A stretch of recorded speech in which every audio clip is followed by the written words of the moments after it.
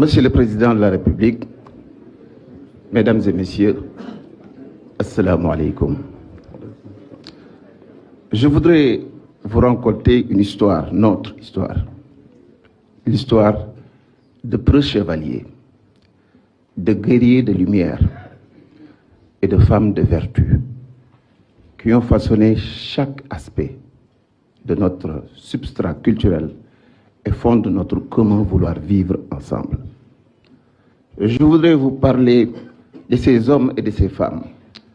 en partant par Thierno Souleymane Baal, El Hadj Oumar Foutiyou Tall, Sidi Hadj Malick Sy, Cheikh Ahmadou Bamba, Maulana Cheikh Ibrahim, et de tant d'autres, de femmes comme Yacine Boubou, Aline Sitoé, qui ont donné leur sang, alors que nous n'étions même pas encore ce pays que nous sommes aujourd'hui, qui ont donné leur connaissance, leur idéal de vie. Et c'est ça qui fait le Sénégal. li ma naqari tey jii rek dama am sentiment ni ñun ñii fi nekk nii ak ni ñu yeewoo ni kanam yi leeree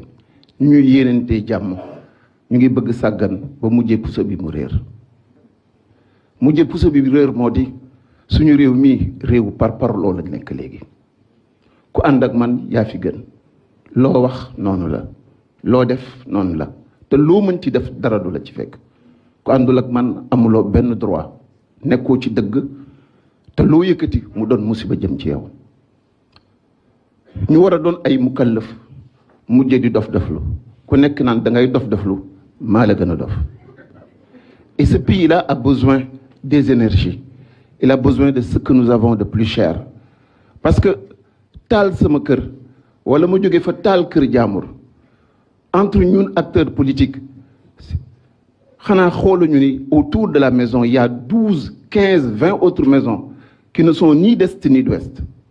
Et pourtant si réew mi la ñu nekk ay gone ñoo fa nekk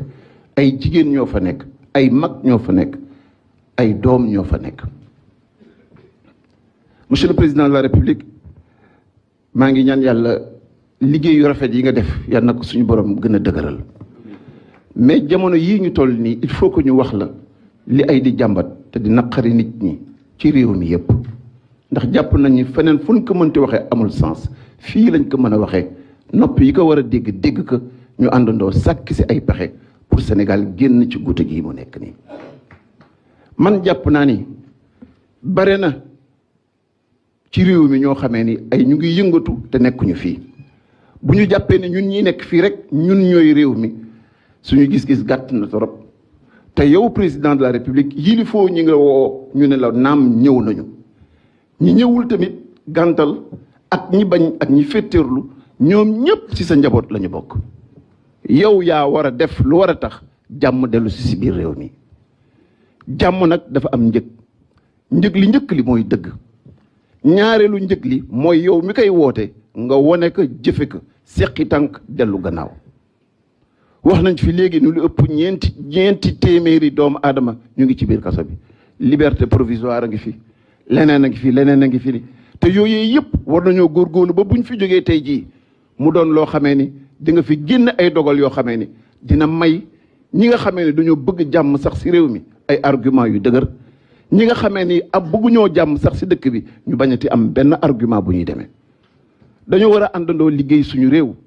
Et Monsieur le Président de la République, il y a beaucoup de violence que nous devrons faire sur nous-mêmes pour l'imposer aux autres et taxaw lijjanti réew mi mu jëm sa kanam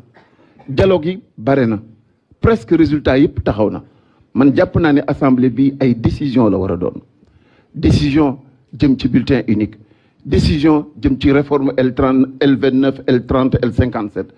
décision jëm ci nan la ñu war a voter décision jëm ci processus électoral décision fexe ba képp koo xamee ne bëgg nga bokk ci élection yi te méngoog li nga xamee ne moo war tax nga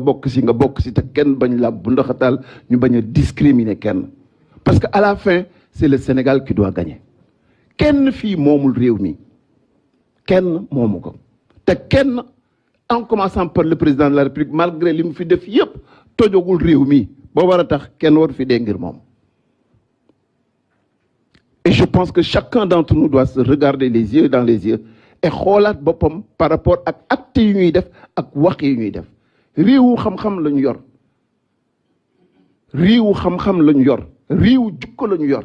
nan la ñu mën a sàggane ba nga xamee ni là où l'argument doit privilégier là où les règles doivent être respectées là où les Sénégalais doivent être sur le même pied d'égalité ñu diverger ba nga xamee ni nangootuñu sax kenn wax sa morom dégg et pourtant on est un état de droit et on proclame qu'on est une démocratie mûre. Ce pays-là, nous devons le construire ensemble. Nous l'avons pris de nos aînés et nous devons le transmettre à nos enfants. À ce rythme-là, le pétrole, comme toute autre richesse, risque d'être une malédiction pour nous. Alors que nous devrons les utiliser pour que jafe-jafe yi nit ñi dund ci dëkk bi tartar yu nekk ñu teggi leen ko bu ñu leen boolee seen tartar ak seen jafe-jafe ci wëlbatiku nag di taal suñuy kër di taal seeni kër boole ka ak jafe-jafe fitna bu dul jeex c'est une double peine que les Sénégalais ne méritent pas. Je pense que je me suis bien fait comprendre maa ngi jéggalu si ñëpp nag yéene rek mooy Sénégal jëm sa kanam te Sénégal googu benn bopp la am si tey jii jusqu'à preuve du contraire c'est vous monsieur le président de la République du keneen yow yaa ñu war a jiite yaa ñu war a ñoddi bañ a xool sa bopp xool sa cër ndax soo wàccee lépp daal di soppeeku ndax Sëriñ Tuubaa dafa wax ñaari mbir nee na waxta si mu bi dafa wax ni benn boo bëggee jiite say nawle da nga war a góorgóorlu ba nit ñi duñu ragal sa loxo duñu ragal sa làmmiñ loo am jox leen te lu ñu am nga bàyyi ak ñoom mu teg si ni wa agrina ya rabbana bil xidma lil muslimina abadan wa rahma dañu war a taxaw pour liggéeyal sénégalais nous devons être tous des soldats de ce pays en dehors de nos divergences liggéey pour réew mi jëm kanam parce qu'il y a suffisamment d'énergie suffisamment d'intelligence suffisamment de bonne volonté pour que ñu tabax Sénégal bi ñu gërëm maa ngi leen di gërëm di leen sant. jërëjëf Cheikh Bamba Dièye ci kaddu gi alors loolu mooy boucler la série des représentants de l'opposition léegi ma ñëw ci représentant non aligné monsieur Déthié Faye bu CDR mooy jël kaddu gi.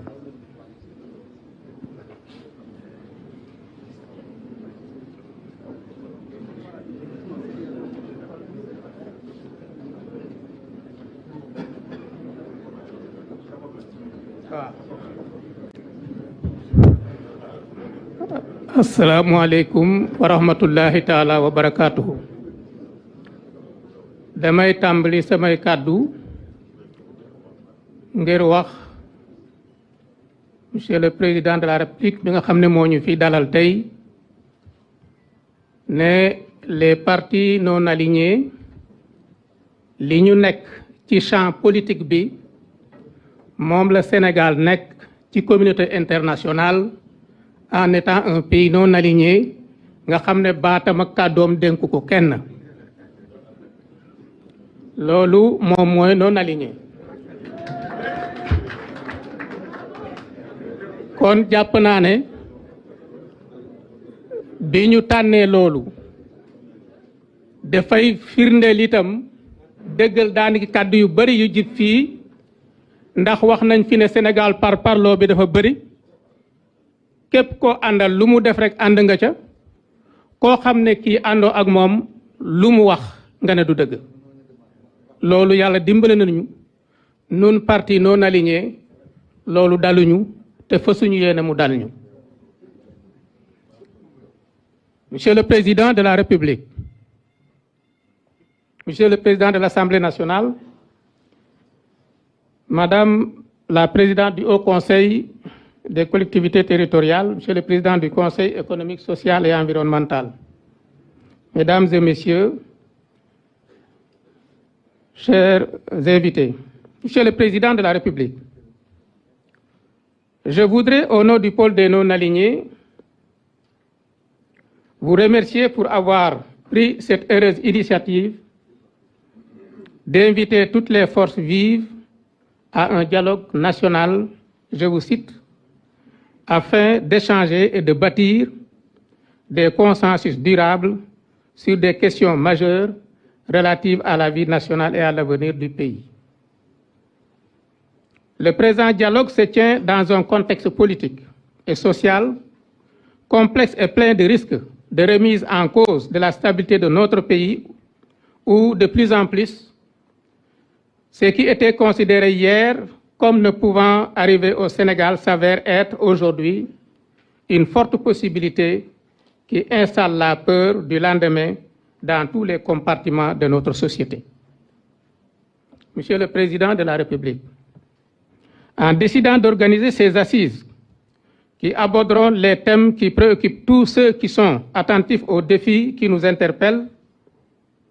vous nous rassurez parce que c'est cette posture qui est attendue de la première institution de notre pays. Depuis votre invite, certains se sont demandé pourquoi organiser encore un dialogue national, se référant sans doute aux résultats de l'édition de 2019, dont les travaux des commissions ont été interrompus du fait de la COVID-19, à l'exception de la commission politique